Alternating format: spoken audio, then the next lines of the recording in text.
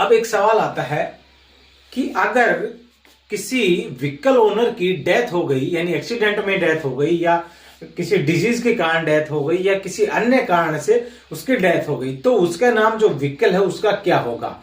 तो उसके व्हीकल की आप आरसी कैंसिल करा सकते हैं। सबसे पहले कि अगर आपका व्हीकल है टोटल लॉस हो चुका है, एक्सीडेंट में खत्म हो चुका है, तो आप आरसी कैंसिलेशन के लिए आप आरटीओ ऑफिस जा सकते हैं डॉक्यूमेंट्स लेके। अगर ऐसा नहीं है कि आरसी हमको ट्रांसफर करवाना, तो आरसी ट्रांसफर कैसे होगी, क्योंकि आरसी कैंसिल के लिए 54 of section 54 of the motor vehicle act बात करता है। अगर आरसी को कैंसिल करवाना है तो भी आपको सबसे पहले आरसी को उसके एलआर के पास में ट्रांसफर करवाना पड़ेगा। जब ट्रांसफर हो जाएगा आपका रजिस्ट्रेशन आरसी, तो उसके बाद आप कैंसिलेशन के लिए अप्लाई कर सकते हैं। तो आइए जानते हैं कि जो आरसी ट्रांसफर का जो प्रोसेस है वो क्या है। अब मान लीजिए किसी व्हीकल के ओनर है, उसके एक्सीडेंट में ही डेथ हो गई मान लेते हैं, या किसी बीमारी की वजह से किसी अन्य कारण से उसकी डेथ हो गई। अब अगर उसने अपने व्हीकल की जो आरसी है उसमें अगर नॉमिनी को रखा है, तो सबसे पहले आप आरसी ट्रांसफर किसको होगी, नॉमिनी को होगी। मान लीजिए उसने अपने पत्नी को नॉमिनी रखा है, तो उसको पत्नी के उसके डॉक्यूमेंट लगेंगे और पत्नी के नाम आरसी हो जाएगी।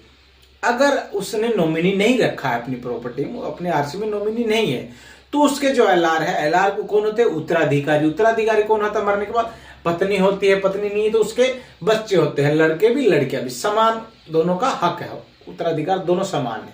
तो उसके जो पत्नी है, पत्नी अगर नहीं है तो उसके बच्चे हैं, और किसी की शादी मान लीजिए नहीं हुई है, पत्नी और बच्चे नहीं है, तो उसके पहला कौन, उसके माता पिता है।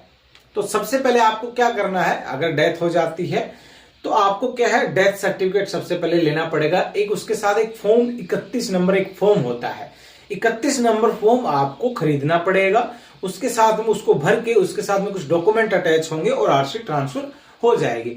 अब 31 नंबर फॉर्म के साथ क्या क्या डॉक्यूमेंट अटैच होंगे, तो सबसे पहले आले जान लेते हैं वो क्या होंगे। अगर मान लीजिए व्हीकल ओनर के एक्सीडेंट में डेथ हुई है, तो सबसे पहले आपको उसकी डेथ सर्टिफिकेट लेके आने पड़ेगी ओनर की।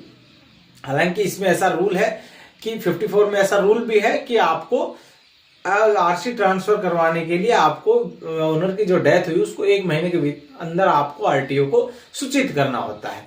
लेकिन ऐसा नहीं हो पाता, कोई जरूरी नहीं है। तो आप 31 नंबर सबसे पहले फॉर्म लीजिए, उसको फिल कीजिए, उसके बाद उसके साथ अटैच कीजिए सबसे पहले ओनर की डेथ सर्टिफिकेट आप अटैच कीजिए।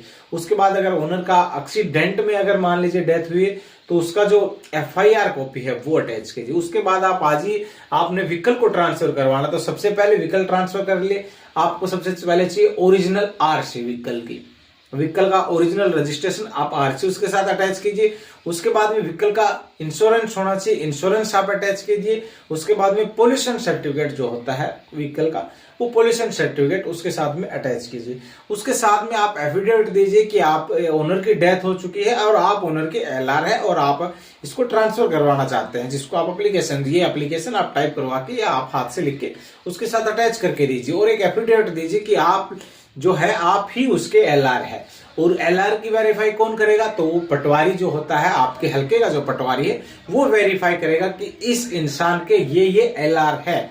अगर एलआर एक के नाम आपको करवाना है और 4 एलआर है, तो बाकी 3 को कोई ऑब्जेक्शन नहीं है, तो वो अपना एफिडेविट देंगे कि हमें ऑब्जेक्शन नहीं है, इस व्हीकल को इस एलआर के नाम कर दिया जाए। और इसके ये एलआर है, ये कौन वेरीफाई करेगा, कौन तस्दीक करेगा, तो ये आपके जो हल्के का जो पटवारी है वो करेगा। तो आप पटवारी के पास जाएं, उसी पे एक तस्दीक करवाएं। पटवारी करने के बाद वो तहसीलदार उसको वेरीफाई करेगा, तहसीलदार उस पर अपने स्टांप लगाएगा, सिग्नेचर करेगा। उसके बाद में वो जो 31 नंबर फॉर्म है, आप जो हरियाणा में सरल के अंदर होता है, आप बाकी आरटीओ का जो भी काम करते हैं, जो ऑफिस काम करते हैं, उस ऑफिस में आप उसको सबमिट करवा दीजिए। जहां पे आप रजिस्ट्रेशन करवाते हैं व्हीकल का, वहीं पे मतलब कैंसिलेशन के लिए वहीं पे आज 31 नंबर फॉर्म के साथ ये डॉक्यूमेंट अटैच करके आज सबमिट करवा दीजिए। 7 दिन के अंदर अंदर आपका जो आरसी है वो ट्रांसफर हो जाएगा। नॉमिनी है तो नॉमिनी के नाम होगा, और अगर नॉमिनी नहीं है तो मैंने बताया कि एलआर है, तो वो एलआर के नाम ट्रांसफर हो जाएगा। तो ये था प्रोसेस आरसी ट्रांसफर का, अगर ओनर की डेथ हो चुकी है। अब आपको कैंसिल करवाना है तो आरसी आपके नाम ट्रांसफर हो जाती है, तो आप उसके ओनर हो गए व्हीकल के। आप व्हीकल का ओनर सेक्शन 54 के तहत ओनर का व्हीकल का जो ओनर है वो कभी भी अपनी आरसी कैंसिल करा सकता है। तो ये रहा कैंसिल का भी प्रोसेस ये सेम है और ट्रांसफर का भी प्रोसेस ये सेम।